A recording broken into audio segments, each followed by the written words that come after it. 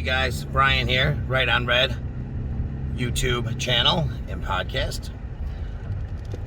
I am actually on my way back from the radio station after doing my Monday 3 p.m. radio show, The Divide, which is similar to this. And I'm driving down East Avenue here in Rochester.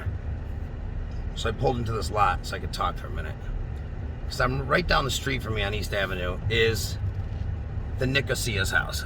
Dr. Nicosia and Mary Nicosia, Nicosia, whatever, however you want to say it, I don't care, who hosted the party that the firefighter, the black firefighter, said was a racist party and felt uncomfortable. And there's been back and forth on whether it was to the extent he said or not, but there definitely was some questionable items there. And definitely better judgment should have been used, especially by someone that high up in the community, as he's on the board of several companies, including Highland Hospital. But Mary Nicosia is the bigger problem. She had a Twitter account, which Smiling or something Sam from Alabama or something like that, I don't know, was the name. It was, the picture was an old piggy bank with like a caricature drawing of a black man, so the features were just larger and more noticeable. It was definitely a racist thing. I mean, everybody knew that. She bought it knowing it was racist. She's had it in her house. She had a Twitter account with that as a picture, and on the Twitter account she parodied a bunch of stuff and actually would make comments, very racist comments, especially towards black individuals, but nobody knew who it was until now, because somebody doxed her or whatever you call that stuff, find out what that was her behind the mask of that account. Such a prominent couple. I don't care who you are, you shouldn't be posting ever something like that. But you're playing the role of this important elite Rochesterian who donates to Democrats and Republicans alike, and you're very middle of the road, and you're a prim and proper. Your husband's a well-liked staple of the Rochester community as a dentist, and has a really large practice with many employees and many patients.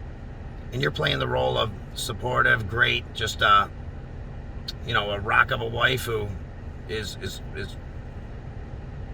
just very down to earth and very passive and nice to people. When in reality, you're actually, well, we don't know which one you are. That's the problem. You say the racist one is someone you're not, but how do we know the public one of you isn't the fake one? And the racist one is you all down to a T. Mary, I'm sorry. I want to give you the benefit of the doubt. I really do, because I like to give everybody the benefit of the doubt. That's what this country was found on, is innocent until proven guilty, and that's what you are. But when you're caught red-handed and you admit it, I mean, obviously you admitted it and you're guilty. But again, you say that's just a persona, but you know better than that. You know better than that. I'm not saying there's a written list of rules for people who are wealthy and live in a mansion on East Avenue and who are pillars of the community, but there's unwritten rules, and there's definitely a way of life that you are accustomed to and you know about that didn't involve any of that stuff, and you know that. That's why you had to hide it. And now you're getting caught, and it sucks. You're going to have to pay the price. There are consequences to your actions, and there should be for everybody. Now, this is where I kind of go a little off, because of course the left especially the progressives, and there's a lot of them in the city, want you burnt at the stake, Mary. I don't agree with that. I think you owe the public an apology, and I think you owe people who you have been racist to. Normally I don't like to divide and separate, but you did that, Mary. You did that. So being that you did that, I think you owe them an apology, and I think you owe them to show up in the community where at an event scheduled by your PR people or whoever does it, and I think you owe an apology, and I think you owe them some kind of donation towards the community, something like that. I think in good faith. If they boo you, they boo you, but they don't have to cheer you on. They don't have to say thank you. you're the one in the wrong, and you're the one who has to make basically amends. Like if you're an alcoholic or something in an AA program, they don't have to accept your apology. They don't have to accept your donation. They don't have to say, oh, Mary's a hero now because of this. They can still hate you, but at least you, for you, gave the apology necessary and tried to make good on something that you were wrong with. Whether you feel that way or not, deep down, we'll never know. But again, I don't think your lives should be ruined because of this at all. I think there should be consequences, and then you should do the best to move on with your life in the same manner it was before.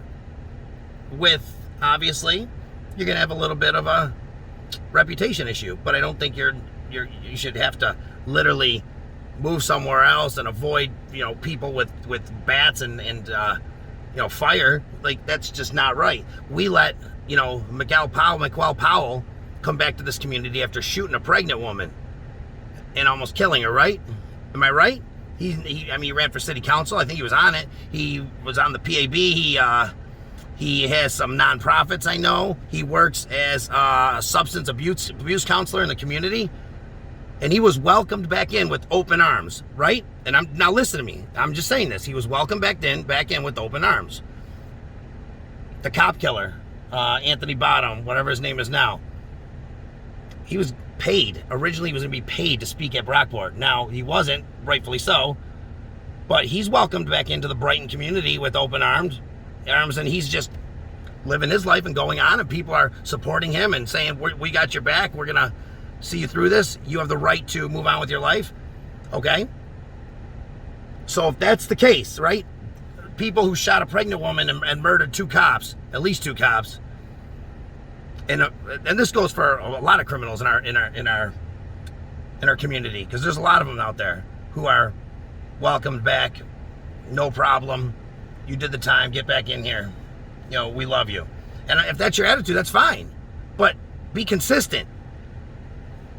If Mary and Dr. Nicosia, if they pay the price, if they own up to it, if they, accept the consequences coming their way, you can't harass them for the rest of their life and say they're not welcome to live in Rochester. You got to allow them back into the community, and for them to live up to the standards, we thought they were living at before, and that we've set for people of their stature. And we got to allow them to try to make good and prove that they're the people they said they were and not the people we thought we saw. Now to the man with the lawsuit. I understand if it was racist. I'm going to be short and simple. And that sucks. You shouldn't ever have to deal with it. If it was, I don't think it was to the extent you said, but there was some questionable stuff. But because your feelings are hurt, you don't get $4 million. I think that's bullshit. $4 million? Come on, give me a break. Someone's fat and a group of people start making fun of some fat guy and make him stay at a party or something when they're like, doxing fat guys, punching them, balloons that look like fat guys. He's not going to get $4 million for that. If I walk into a place with all tall people and they're making fun of short people, I don't get $4 million for that. You don't get $4 million. You get it made right. You get the public apologies. You get, whatever you get with your job to move where you need to move and do what you got to do. You don't get $4 million. That's ridiculous. And for whoever the activist lawyer is that came in to tell you that, they're making you look bad, because it makes it look like you're putting stuff up for the money. That's ridiculous. You don't want to be that person. Don't be that person. That's pretty much all I have to say. Those are my feelings on it. If you like them, you like them. If you don't, you don't. It is what it is. I think it's pretty common sense, pretty basic, and down to earth. See you later.